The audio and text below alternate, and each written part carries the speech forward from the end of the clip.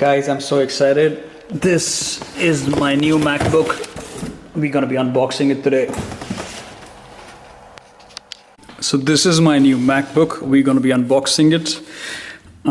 That's the specifications, but I'm just gonna open it right now. It came in that bigger box we saw a while ago. And there's this arrow thingy. We're just gonna unbox it. I'm using just one hand to do this.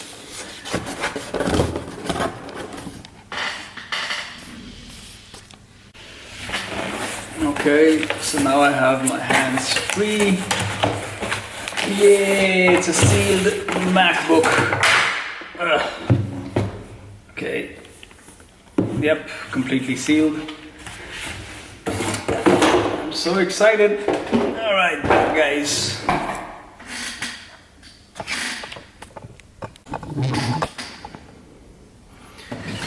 Okay, so the back of it says 8 GB unified memory, 256 GB SSD. This is the MacBook Pro with the Apple M1 chip. And over here we have some other details. So this is the box it comes in. It's a nice big box, you know. And you have here it says 13 GB MacBook Pro with the Apple M1 chip, an 8-core GPU and CPU, 13.3 diagonal retina LED. I've heard they're coming up with the micro LED display, but who's gonna wait for all that? This is manufactured in India, 1,22,900.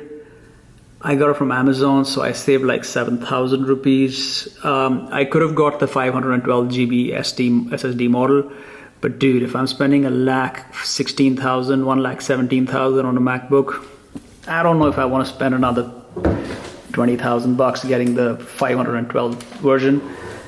We're now gonna do this so we can unbox it. Okay.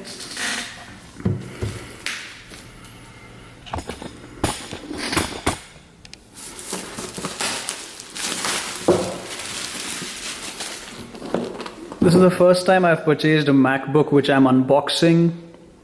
I normally would do this alone and never post it anywhere, but I'm so excited, guys. Okay, this is a weirdly thick top box. Like, my goodness, I've never seen such a thick, you know, MacBook box the way it is. And there you have it, guys. That's the MacBook Pro. And in here you have, like always, a USB-C to USB-C cable. And you have what I'm assuming is a 61 watt USB-C power adapter. I already have this because I have the MacBook Pro 2018. And there you have it.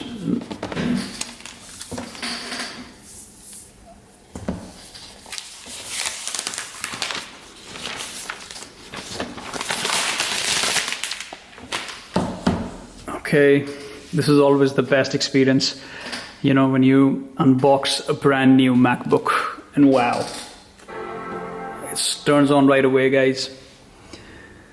And you have that Apple smell, which only the MacBooks have. Not even the iPhone has that smell.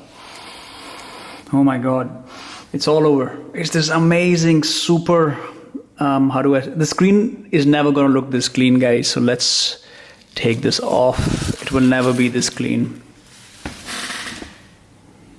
Okay, it didn't take very long to start up. So I'm just gonna do some setting up and let's see what it looks like. To use English as the main language, press the return key. Okay. I'll set this up, guys. Shockingly fast how quickly this sets up Touch ID. Apple always shocks me with that, you know. It's asking if I want light, dark, auto. Let's go with the auto look. All right.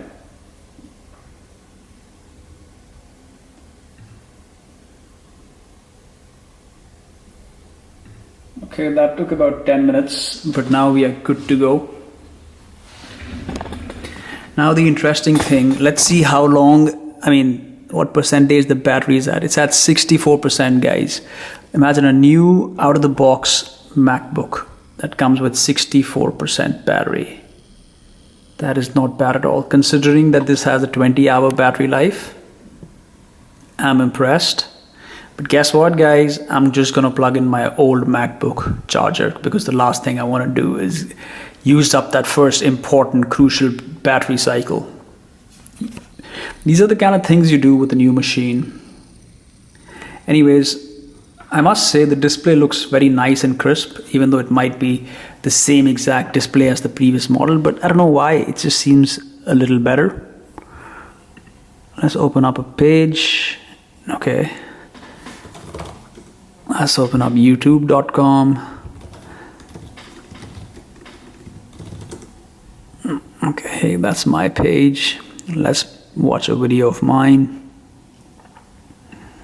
This is a video in which I'm complaining about MacBook performance after the Big Sur.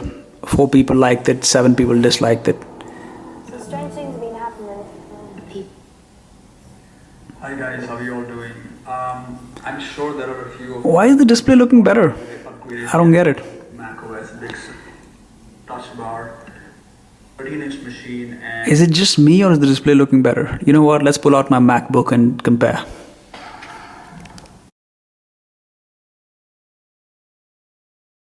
Aren't particularly good. There is nothing redeeming about macOS Big Sur, including Safari. Granted, iMovie looks a little flashier and fancier now, but that's not a deal maker. You can still upgrade your iMovie, even the previous operating system.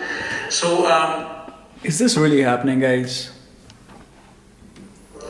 In my opinion, macOS Big Sur has been... in my opinion, macOS Big Sur has been... I know my voice is annoying, but don't you see the difference, dude? Okay, I don't know why, but this seems a lot brighter and better. And this is not an obvious thing. Apple, this is not an obvious thing. You don't always do this. Yeah, it's recording. Okay, so very quickly, let me play some other video and see if there's a... Race for Zoe, come in Zoe. Okay, I usually have YouTube Premium, but okay.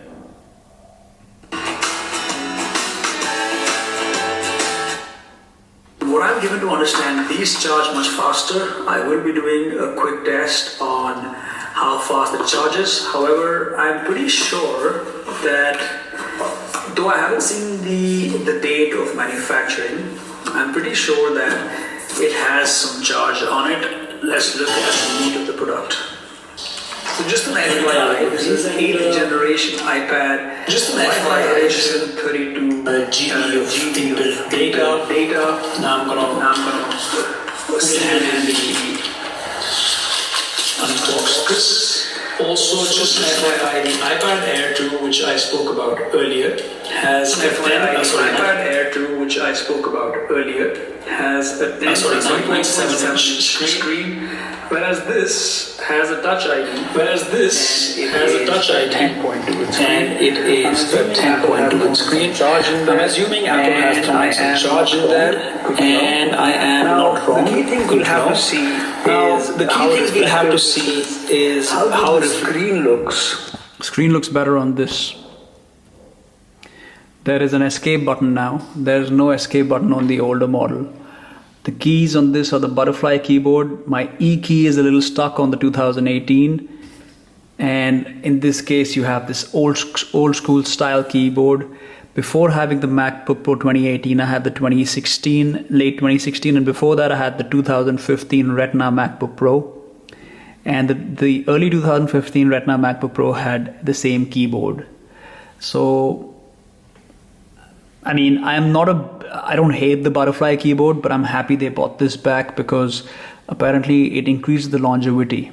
Now, there are only 2 ports on the left-hand side for USB-C, whereas this old guy had 4 ports. We'll see what difference that makes to my life.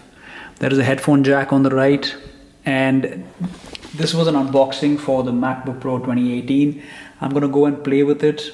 Stay tuned for a comparison between these two.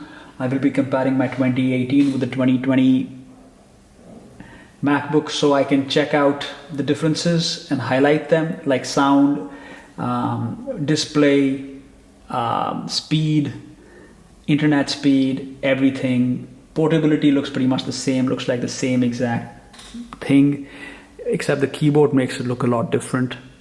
The bezels are more or less the same.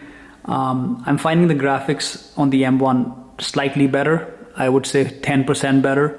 And that's a decent upgrade. That's something which keeps me excited. I was not expecting it, because when I got the 2018 and I had the 2016, there was no difference between the 2016 and the 2018. I was shocked, because you know it, guys. If you have an iPhone 11 and you get the iPhone 12, you'll see a substantial difference in the display. If you have an iPhone 8 and you get an iPhone 7, you will see a difference in the display. So every generation has a subsequent upgrade in terms of graphics. Even though the iPhone 7 had a much better brightness, and to the naked eye, the iPhone 8 was not as clear as the iPhone 7. Yes, I'm a complete Apple geek. Alright guys, I'll see you guys when I do. Cheers.